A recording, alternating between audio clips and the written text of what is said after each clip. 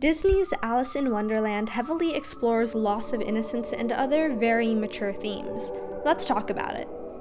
In the film, Alice spots a white rabbit panicking and rushing into a burrow.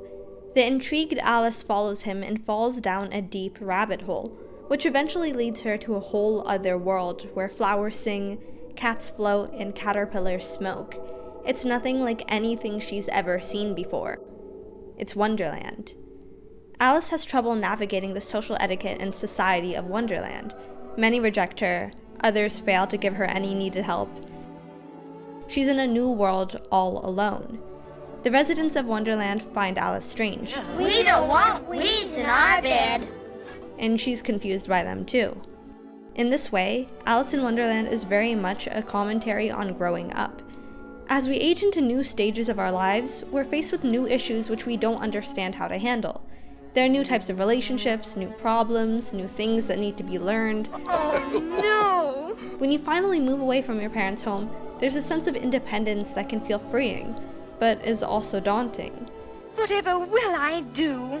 The caterpillar in Wonderland asks Alice, Who are you? And Alice struggles to find an answer. I hardly know, sir. She's been through the most crazy of circumstances, but doesn't know how to respond to a seemingly simple question about herself. But Alice is at no fault for this. If you were asked, "Who are you?" what would you say?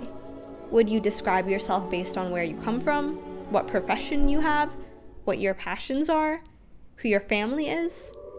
It's a difficult question to answer even for those who have reached a sense of stability in their life.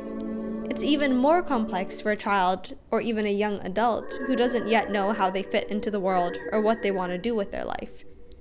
Throughout Alice's journey in Wonderland, she meets all different sorts of living beings. Talking insects, cats, rabbits, plants, even playing cards. Just as we meet people from all different places, backgrounds, and walks of life as we get older, Alice has her own, much wilder experiences with that. In general, Alice is incredibly accepting and open-minded, but there is an instance where she has her own judgment questioned. Alice is instructed by the Cheshire Cat to head to either the Mad Hatter or March Hare, who the cat states is mad too.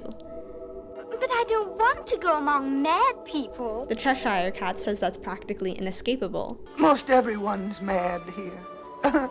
Alice has a right to be unnerved. Mad isn't the most inviting of traits. However, the Mad Hatter is a harmless individual who just carries a unique personality. This teaches Alice and the viewers of Alice's adventure that though people may be different, it doesn't mean they're bad. Our differences should be celebrated, not divide us. Alice later encounters the Queen of Hearts, a cruel and merciless tyrant who has no issues beheading her subjects for the most minor of mistakes. Stop painting my roses red! Someone will lose his head! In certain ways, Wonderland is much more similar to the real world than anyone would imagine. The Queen's style of ruling is authoritarian and apathetic. She's careless and wicked and sees the civilians as toys to be played with, rather than people with valuable lives. Alice escapes the Queen of Hearts and wakes up back in her normal life, where it's revealed that her whole adventure to Wonderland was just a dream, or perhaps a nightmare.